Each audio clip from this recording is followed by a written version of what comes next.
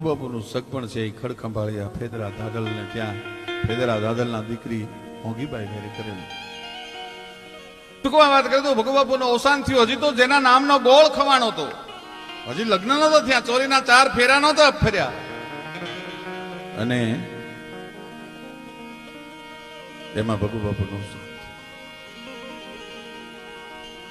એટલે શું કરું, જેના ઘરમાં જુવાન દીકરી હોય, હજી ગોળ ખવાણો હોય, ફેરા ના ફેરા, ફેરા ફેર્યા પછી તો કાઠીની ચારણની રાજપૂતોની અમુક દીકરીઓને કહેવું જ ન પડે, શીખવાડવું જ ન પડે.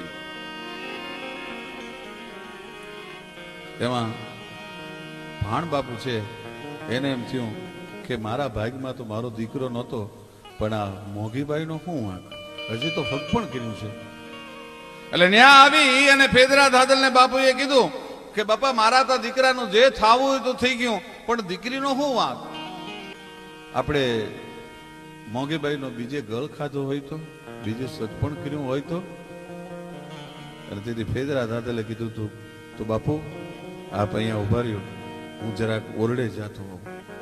આ વાત ડેલીની નથી, આ વાત ઓરડાની છે, મારે કાઠિયાણીને મળવું જોઈએ.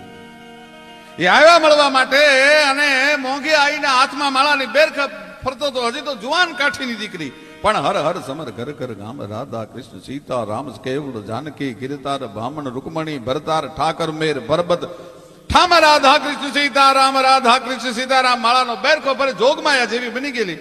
એને મા અને બાપની વચ્ચે વાત થતી સાંભળી એટલે દીકરી બા પહેલી વાર ઉભા થયા અને બાપુની પાસે આવીને કીધું, બાપુ મારી મા એ વાતનો જવાબ નહીં દઈ શકે, એ જવાબ હું દઉં છું. આજ કાઠીની દીકરી મર્યાદા છોડીને બાપુ બોલે તો માફ કરી દેજો, પણ ચલાળાની ગાદી મારી મા એ વાતનો જવાબ નહીં દઈ શકે, એ જવાબ હું દઉં છું. આજ કાઠીની દીકરી મર્યાદા છોડીને બાપુ બોલે તો માફ કરી દેજો, પણ ચલાળાની ગાદીએ જે મોટો દીકરો હોય એને ત્રણેય પ્રજના કાઠી શું કહે છે?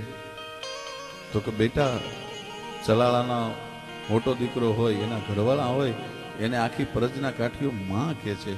બાપુ મેં ચુંદડી કોના નામની ઓઢી હતી? એ કાઠીનો કોણ હતો?